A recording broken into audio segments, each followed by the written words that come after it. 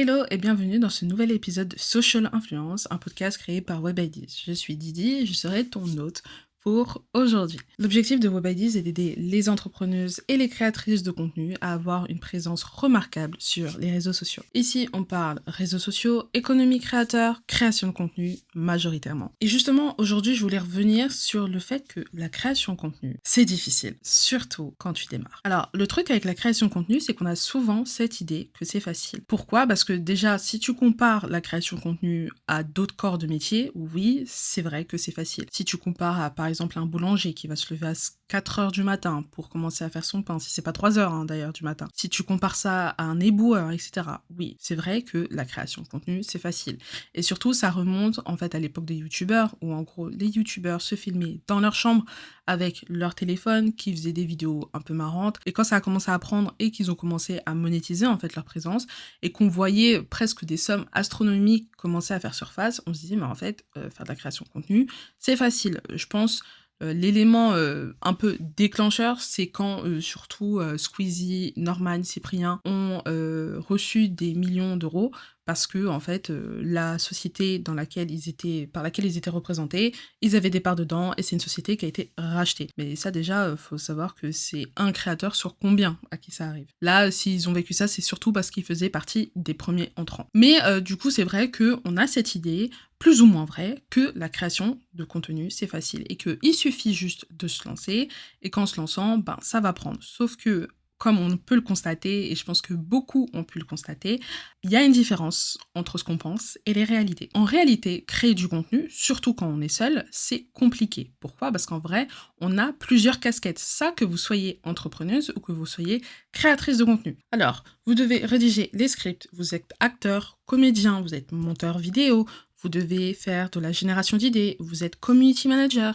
Ensuite, si vous êtes influenceur, créateur de contenu, vous êtes aussi peut-être votre propre agent, donc vous devez aussi négocier des contrats. Et ça, c'est si, comme j'ai dit, t'es créatrice, créateur de contenu, parce que si t'es entrepreneur, entrepreneuse, t'as aussi en fait un business à gérer à côté de tout ce qui est création de contenu. Au-delà de tout ça, au-delà de tout ce que je viens de dire. Et donc forcément, dit comme ça, la création de contenu, c'est pas de tout repos. Et donc, bien souvent, on se dit que être créateur de contenu, c'est simple. Et techniquement, c'est simple. Parce que tu as juste besoin de prendre ton téléphone, te filmer et poster la vidéo sur Internet. Mais pour que ça prenne, mais pour que ça marche, c'est encore une autre paire de gants, c'est encore une autre histoire. Mais c'est pas forcément quelque chose de facile à gérer, surtout quand on voit le temps que ça prend. Surtout quand on est dans l'organique. Déjà, rien que de créer du contenu en tant que tel, ça peut prendre énormément de temps. Oui, il y a des personnes qui vont venir, qui vont vous dire oui, moi je prends juste mon téléphone, je filme, je poste et puis voilà, ça a pris. Ok, mais pour une grande partie des gens, en fait, il y aura par exemple du scripting à faire parce que il y a des vidéos qui doivent être préparées à l'avance. Vous pouvez pas juste raconter n'importe quoi.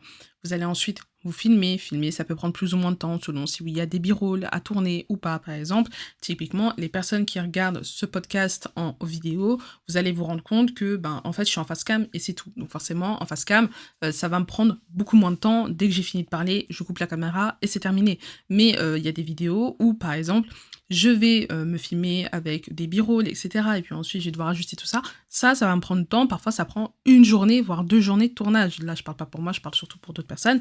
Mais ça peut prendre du temps. Ensuite, il y a le montage. Le montage, c'est hyper chronophage. Et selon le type de vidéo que vous montez, ça peut prendre des heures et des heures si parfois ça prend pas des jours. Il y a des personnes, si elles postent pas beaucoup sur YouTube, c'est parce que la partie montage leur prend mais des semaines. Et le problème, c'est qu'on a trop souvent en tête les petits vlogueurs, voilà, qui se filment, ou les petits TikTokers qui font des petites facecam en rapide, et puis voilà.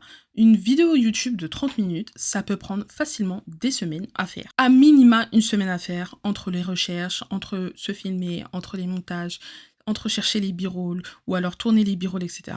Une vidéo de 30 minutes, ça prend tellement de temps, et on sous-estime la charge de travail que c'est. Et en réalité, en vrai, je pense que tout ce que je viens de citer, c'est pas forcément le plus dur. Même si, comme j'ai dit, le montage, c'est hyper chronophage, même si on doit trouver des idées et trouver des bonnes idées, même si on doit réfléchir pour YouTube, ah, il nous faut une bonne miniature, donc il faut que je fasse la miniature, oh, il faut que je trouve un bon titre, parce que si je trouve pas un bon titre, les gens ne vont pas cliquer, si je réalise pas ça comme ça, les gens vont pas regarder, tout ce genre de choses. Donc oui, ça a son lot je vais pas dire de complications, mais en tout cas, c'est vrai que parfois c'est pas facile, honnêtement. On peut vite se prendre la tête, mais c'est pas le plus difficile. Mmh.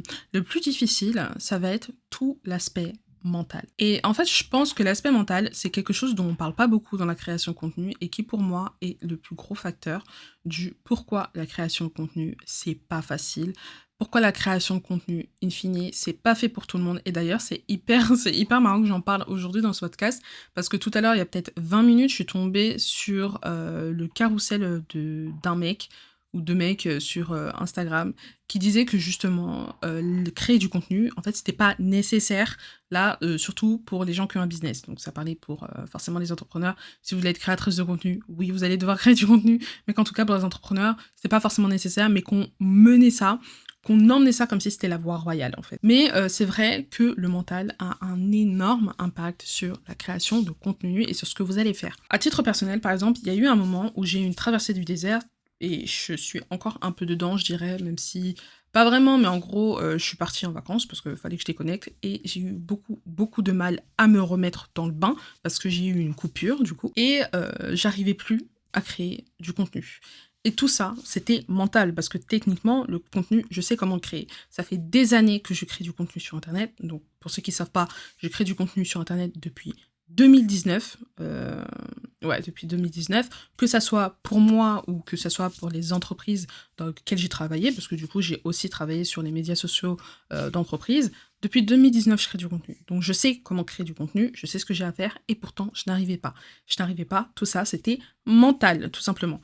Et donc, je procrastinais, et du coup, j'avais des manques de motivation.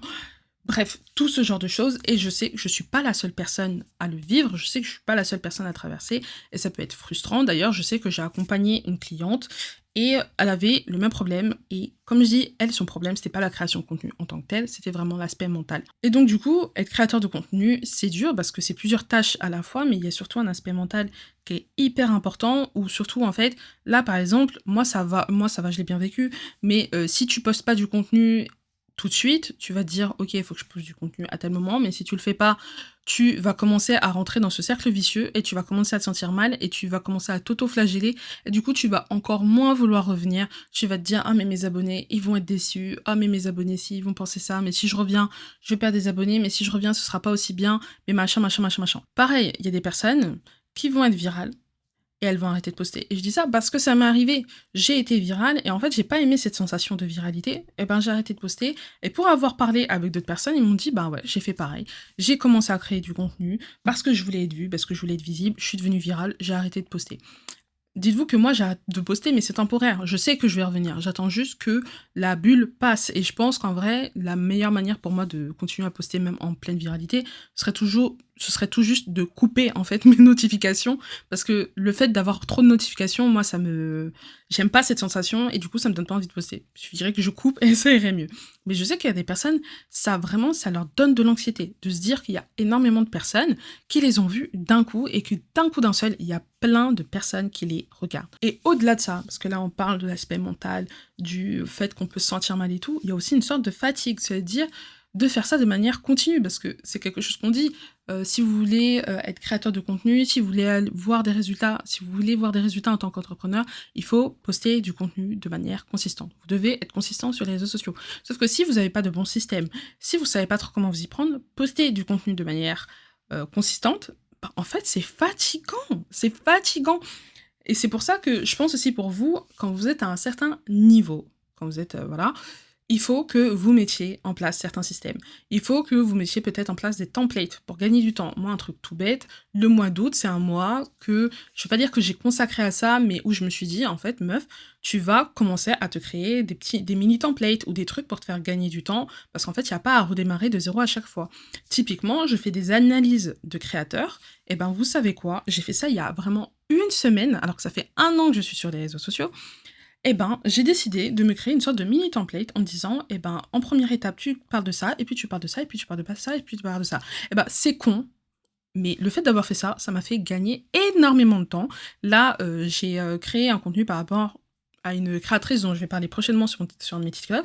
Eh ben, le fait de m'avoir mis ça, ça m'a fait gagner, mais tellement de temps parce que du coup, je savais directement ce que j'avais à faire, je savais ce que j'avais à noter, je savais où aller chercher mes informations. Alors qu'avant, j'allais chercher là, j'allais chercher là, j'allais chercher là, et ensuite, j'allais me perdre. Parce que vous connaissez, quand vous travaillez sur les réseaux sociaux, vous allez sur TikTok, vous allez sur Instagram et vous finissez par scroller. Ça encore, c'est aussi autre chose où on peut se sentir mal dans la procrastination parce que du coup, on va chercher, on va chercher, on va chercher, puis on finit par regarder des vidéos de je ne sais qui, de je ne sais quoi. Donc, le fait d'avoir aussi créé des templates, commencer à mettre en place des systèmes pour me permettre de gagner du temps, pour me permettre d'aller plus vite et de gagner en vitesse d'exécution, et franchement, ça fait que mentalement parlant, je suis beaucoup moins fatiguée. Pareil, j'ai commencé à prendre du recul sur les choses, de me dire, peut-être que si je veux être consistante, il y a des choses que je vais peut-être moins faire. Par exemple, j'ai peut-être moins filmé avec ma caméra, parce que le fait de filmer avec ma caméra, ça veut dire que je dois mettre en place un setup, ça veut dire que je dois m'enregistrer avec mon micro, ça veut dire qu'ensuite je dois monter sur Premiere Pro. Oui, c'est peut-être du taf. Alors franchement, je préfère mon contenu comme ça, avec ma caméra. Par contre, je me rends compte que en termes de charge mentale, c'est beaucoup. À la fin, je prends mon téléphone. Donc en ce moment, j'ai décidé de reprendre, de refilmer avec mon téléphone, même si, j'avoue, la qualité, elle est pas ouf, même si ça rend pas pareil. Et franchement, je vais pas vous mentir, dans mes vues, je les ai senties. J'ai vu que mes vues ont baissé depuis que j'ai recommencé à filmer avec mon téléphone. Mais vous savez quoi? C'est pas grave. J'ai décidé que j'allais trouver un moyen pour ensuite que mes vues remontent petit à petit, et ça encore avec mon téléphone. Parce que voilà, moi aussi j'ai d'autres choses à gérer, mon boulot, machin et tout, et donc forcément j'ai pas un temps illimité, et c'est ça aussi auquel vous devez penser, c'est en fait de faire les choses avec le temps dont vous disposez. Moi, un des problèmes que j'ai eu pendant très longtemps, c'est que je voulais en faire trop. Je voulais en faire trop, sauf en fait, mes journées ne sont pas indéfinies. Il y a une fin, faut que j'aille dormir.